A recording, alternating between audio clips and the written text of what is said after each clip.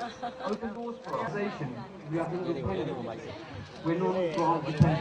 जिस पर्सनालिटी की हम बात करेंगे ये इंडस्ट्री में आई एक आइटम सॉन्ग से, और इनका आइटम सॉन्ग सिर्फ ब्लॉकबस्टर ही नहीं रहा बल्कि एक रेज बन गया। अक्सर हमने देखा है कि एक्ट्रेसेस गानों में लग्जरी कार पर आती है, कभी चांद पर बैठकर आती है, कभी झूले पर बैठी होती है, तो कभी हीरो की गोद में बैठकर आती है। लेकिन इन्होंने तो गाने में एंट्री मारी भैंस पर बैठकर। लेकिन ये गाना सुपर हिट हुआ और यहीं से ये बॉलीवुड इंडस्ट्री में काफी पॉपुलर हो गई। आज की डेट में अगर बात करें तो ये इंडस्ट्री से गायब है, लेकिन इन्हें इंडस्ट्री में याद किया जाता है दो ही किस्सों के कारण।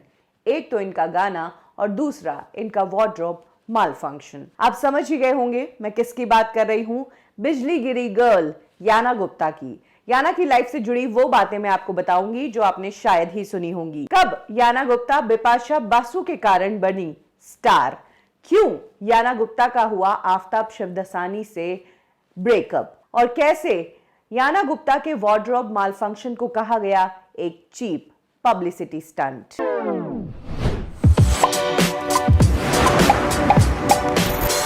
याना गुप्ता का रियल नेम है जाना सिंकोवा। ये एक शेज सिटीजन है। बचपन में ही याना के पेरेंट्स का डिवोर्स हो गया था और इसके बाद याना को उनकी मॉम ने अकेले ही बड़ा किया। याना के पिता तो एक शेज सिटीजन थे और उनकी मॉम इंडियन थी। क्योंकि मॉम डैड का तलाक बहुत जल्दी हो गया था, इसीलिए घर की फाइनेंशियल जरूरतों को पूरा करने के लिए याना ने अपनी ग्रेजुएशन के साथ साथ ही मॉडलिंग करना शुरू कर दिया।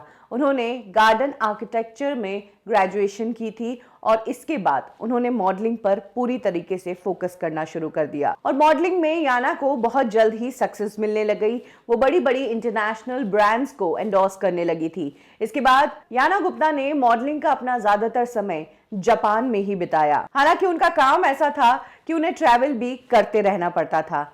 इसी दौरान याना गुप्ता का इंडिया आना हुआ, और इंडिया वो क्यों आई? ओशो के आश्रम में स्पिरिचुअल हीलिंग के लिए। ओशो तब काफी पॉपुलर थे और ओशो के वहां पर फ्री सेक्स और अलग अलग तरीके के मेडिटेशन सिखाए जाते थे, जिससे वर्ल्ड वाइड के लोग अट्रैक्ट होते थे और ओशो के आश्रम आते थे। याना भी उन्हीं में से एक थी। वो ओशो के आश्रम में कुछ टाइम स्पेंड करने पुणे आई थी। वहीं पर उनकी मुलाकात हुई एक आर्टिस्ट से जिसका नाम है सत्यकाम गुप्ता, और जल्द ही याना ने सत्यकाम गुप्ता से शादी कर ली और यहाँ पर आकर उन्होंने अपना नाम भी चेंज कर लिया। वो जाना से बन गई याना गुप्ता। हालांकि इंडिया में रहते हुए याना गुप्ता ने यहाँ के मॉडलिंग असाइनमेंट्स लेना शुरू कर दिया था। वो यहाँ के एक बहुत अच्छे मॉडलिंग ग्रुप का हिस्सा बन गई थी। इंटरनेशनल मॉडल्स उस ग्रुप का हिस्सा थी। इसी दौरान उन्होंने किंगफिशर कैलेंडर के लिए शूट किया और हम सब जानते हैं कि इस कैलेंडर में उन्हीं मॉडल्स को जगह मिलती है जो टॉप की पोजीशन पर होती है। इसके बाद याना गुप्ता ने लैक्मे ब्रांड के लिए मॉडलिंग की। याना से पहले लैक्मे की ब्रांड एम्बेसडर लीजा रे थी और उन्हें याना ने रिप्लेस किया था, जिस कारण ऑलरेडी याना का मार्केट में बज़ बन गया था। इसी दौरान गणेश हेगड़े एक फिल्म के लिए आइटम नंबर बना रहे थे। इस आइटम नंबर में उनकी पहली चॉइस बिपाशा बासु थी, लेकिन बिपाशा बासु के पास डेट्स नहीं थी और गणेश हेगड़े को वो सॉन्ग तुरंत शूट करना था। यही कारण है कि तब याना गुप्ता की एंट्री हुई। गणेश हेगड़े याना गुप्ता को मॉडलिंग की दुनिया से ही जानते थे और तब गणेश हेगड़े ने याना गुप्ता को दम फिल्म के गाने बिजली गिरी में कास्ट किया। इस गाने को जब शूट किया जा रहा था या जब बनाया जा रहा था तब ये उम्मीद नहीं थी कि ये गाना इतना बड़ा रेज बन जाएगा, लेकिन इस गाने को खूब पसंद किया गया।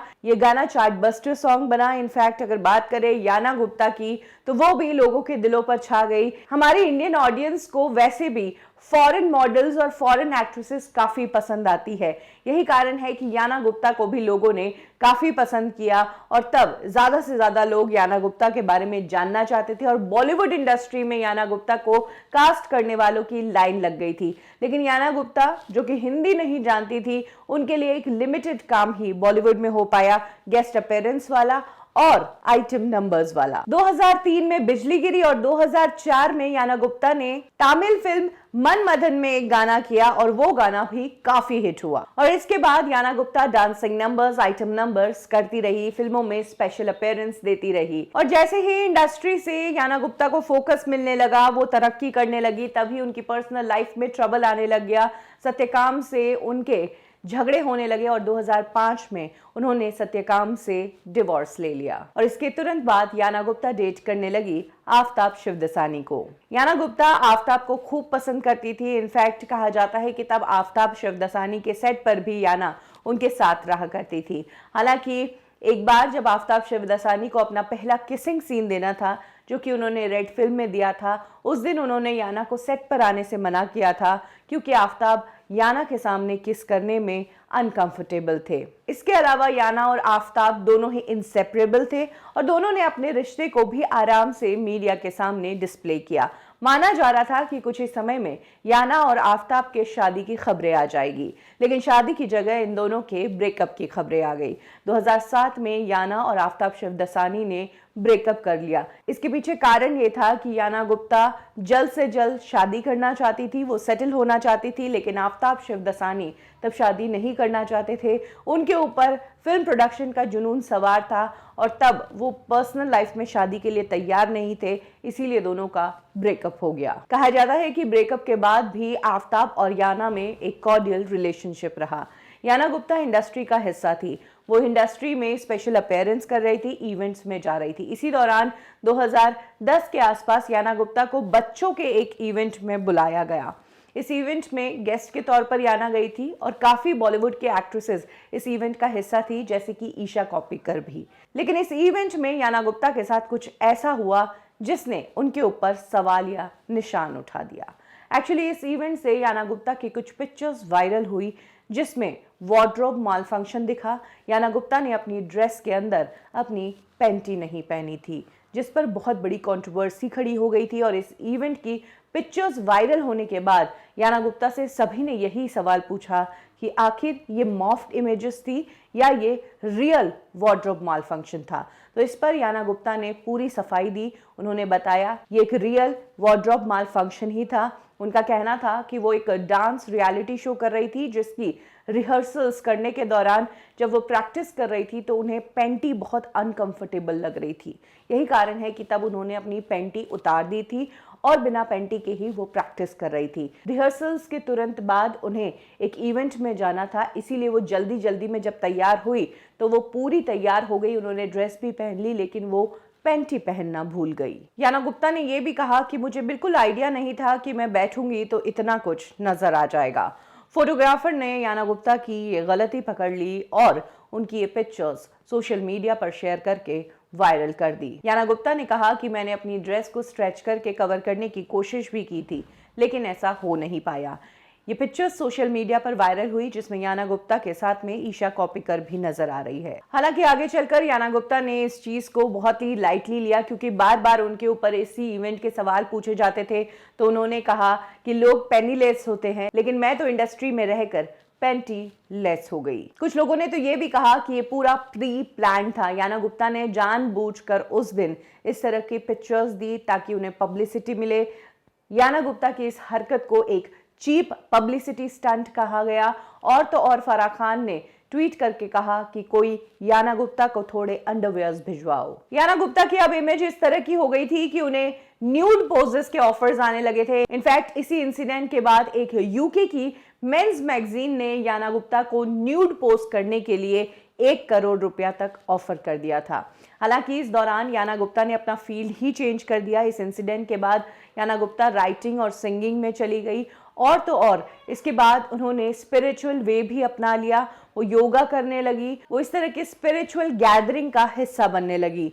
कुछ समय बाद तो याना गुप्ता ने मुंबई से अपना बेस ही शिफ्ट कर लिया, वो गोवा चली गई। उनका कहना था कि मुंबई में बहुत ज़्यादा शोर शराबा है, यहाँ पर सुबह उठते ही आपके दिमाग में हॉर्न बजने लगते हैं, इसीलिए मुझे मेरे मेंटल पीस के लिए एक जगह चाहिए थी। यही कारण है कि मैं गोवा शिफ्ट हो गई हूँ। याना गुप्ता, जिन्होंने बॉलीवुड इंडस्ट्री में शुरुआत की एक बेहतरीन गाने से, जो गाना रेज बन गया, लेकिन उस तरह की सक्सेस वो वापस रिपीट नहीं कर पाई। उन्होंने आगे जाकर मर्डर 2 में भी एक आइटम नंबर किया। इस आइटम नंबर में याना ने खुलकर एक्सपोज किया और वो अपने उसी राउंची अवतार में दिखी, लेकिन उन्हें वैसी सक्सेस नहीं मिल पाई। और 2018 में आई दशहरा फिल्म में भी याना गुप्ता ने आइटम नंबर्स किए, लेकिन बिजली गिरी वाला माहौल फिर से क्रिएट नहीं कर पाई। और यही कुछ कारण है कि जिस वजह से याना गुप्ता बॉलीवुड इंडस्ट्री के पॉपुलर नामों की लीग में से आउट होती नजर आई। साथ ही अगर बात करें इस बॉलीवुड इंडस्ट्री की, तो यहाँ पर कई फॉरेन लड़कियों ने आकर अपना सक्सेसफुल करियर बनाया है।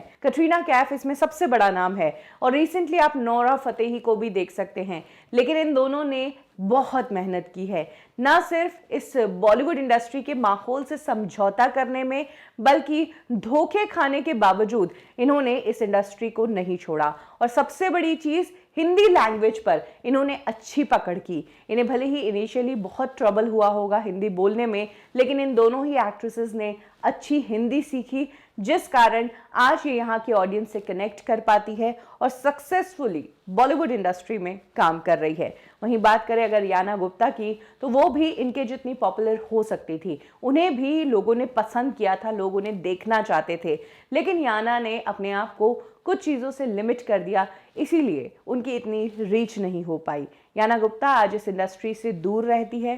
कहा जाता है कि वो योगा और स्पिरिचुअल वे में ही चली गई है, और कुछ लोग तो ये भी कहते हैं कि याना गुप्ता ने इंडिया ही छोड़ दिया है। वेल, ये तो हमारा पॉइंट ऑफ व्यू है, जो हमें लगता है कि क्यों याना गुप्ता इस इंडस्ट्री में लंबा नहीं चल पाई। वेल, आपको क्या लगता है, याना गुप्ता क्यों जल्द ही इस इंडस्ट्री से बाहर हो गई? कमेंट सेक्शन में जरूर शेयर करें। कब, क्यों और कैसे में अभी के लिए बस इतना ही। फिर मिलेंगे बॉलीवुड की एक और स्टोरी के साथ। लाइक करें हमारा फेसबुक पेज बॉलीवुड ठिकाना, फॉलो करें हमें इंस्टा पे और सब्सक्राइब करें हमारा यूट्यूब चैनल बॉलीवुड ठिकाना।